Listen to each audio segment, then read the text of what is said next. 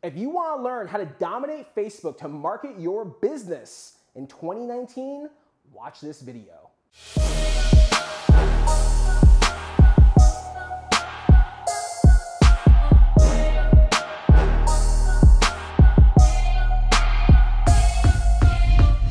Hey, what's going on, everyone? Carlos Gil here. Welcome back to another social media tutorial. I want to first invite you to like me on Facebook at the Carlos Gil. Also, be sure to check out my show on Facebook Watch called Real Talk. Now, let's get right into it. Contrary to what any marketing guru will tell you, Facebook is not going away. Not now, not anytime in the near future. Facebook, my friends, is here to stay. So in this video, I'm going to teach you 5 ways that you can get the most out of Facebook in 2019 and beyond. The first tip is to stop using Facebook to post third-party links and content, including YouTube videos. Hear me out, YouTube creators. I get that you want to send people to your YouTube channel, but Facebook is a direct competitor of YouTube. That's one. For any marketer or business operator out there, you are operating on rented land. So you need to find a way to build your tribe and your following on Facebook, and more importantly,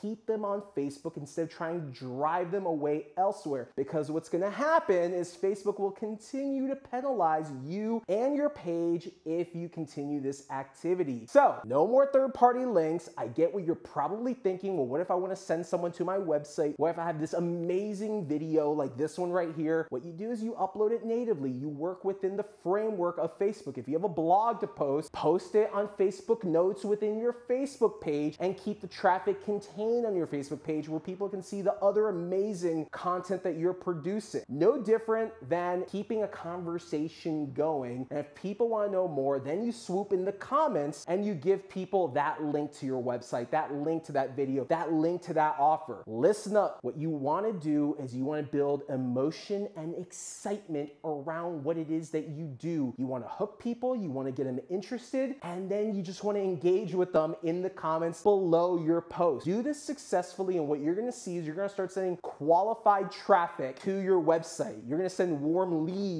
back to your business. You're gonna start weeding out all the onlookers and the people that aren't gonna buy anyways. You're gonna start weeding all those people out, and you're really gonna get down to business. I know that when you think of Facebook, you think of these big, gigantic numbers. They're there. Facebook has over 2 billion users, but the reality is that on your page, you're only organically reaching about 1% of your page likes. So knowing that that's how the game works, you need to stop thinking about all these big numbers and start thinking realistically, who is a super fan, who's a legit fan of my business, more importantly, who is a real customer or potential customer. The next is Facebook Stories. Facebook Stories are very similar to Instagram Stories, and do I dare say Snapchat Stories too. If you're not posting every day on Facebook but want to still remain top of mind in the newsfeed of your followers and your page likes, start creating Facebook Stories from your page. This is a good way to fill content, but also humanize your brand or your company as well. So you can give one of your employees access to take over your Facebook Stories for a day and have them kind of take your followers in a day of the life. Or one of the things that I do quite a bit on my Carlos Gil page on Facebook is I'll use stories to kind of bring people through a progression of what's going on. Like right before I came into the studio to record this content, I was on Facebook Stories talking about it to kind of build that excitement. So then when this video drops, people will say, oh, I kind of saw the behind the scenes. So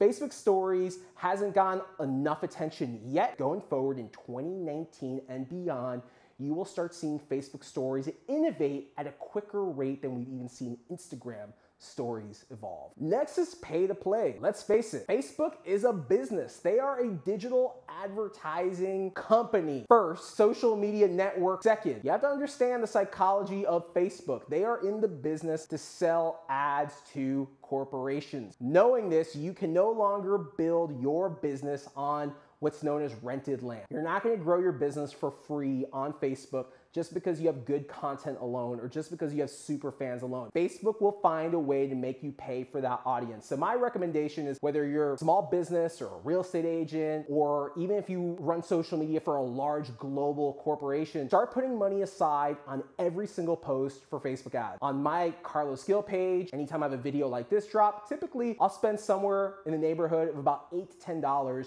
to boost every single post. If I'm posting once a day, that's a $300 investment a month. The key, however, is to ensure that you're running targeted ads. You wanna make sure that anytime you're dropping money on a Facebook post that you're reaching the right audience, which is why Facebook Ads Manager going forward should be your best friend for you to not just import email addresses that you have access to through your company or through your blog or your brand, but also ensure that you're building custom audiences. And these custom audiences don't have to be millions of people or hundreds of thousands. For most of the custom audiences I've built to reach real estate agents, brokers, social media marketers, brand marketers, we're talking about 20 to 30,000 people, because you want to get your targeting super tight. So as you're spending money on Facebook ads, you're really ensuring that the right audience is seeing your content. The next is video content. 1-minute videos are the key. Most people's attention span is like the attention span of a goldfish. I didn't make that up. That's in a lot of different studies out there. And when you think about at the rate that people are scrolling through their phones when they're seeing content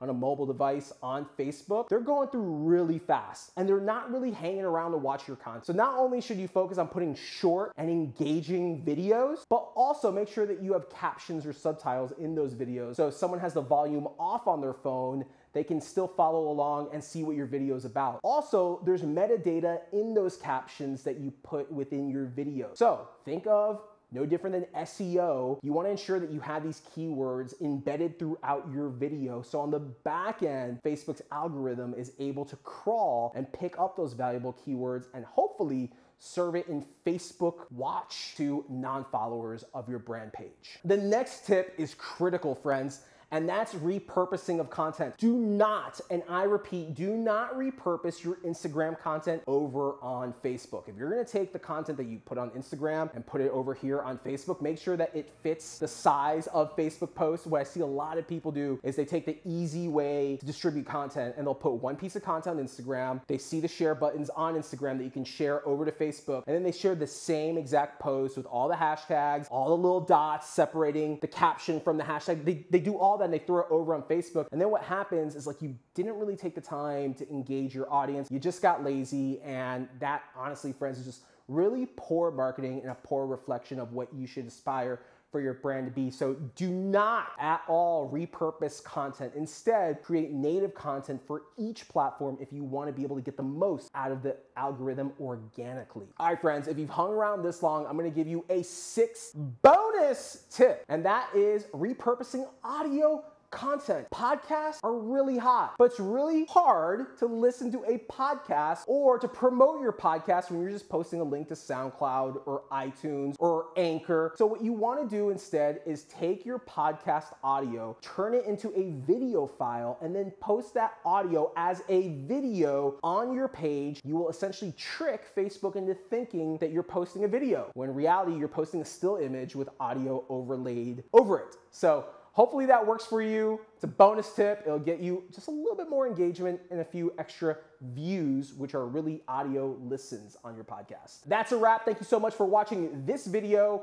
If you enjoyed it, be sure to give me a thumbs up. Also, like my page on Facebook at The Carlos Gil. And don't forget to watch my series, Real Talk, on Facebook Watch. Once again, thank you so much.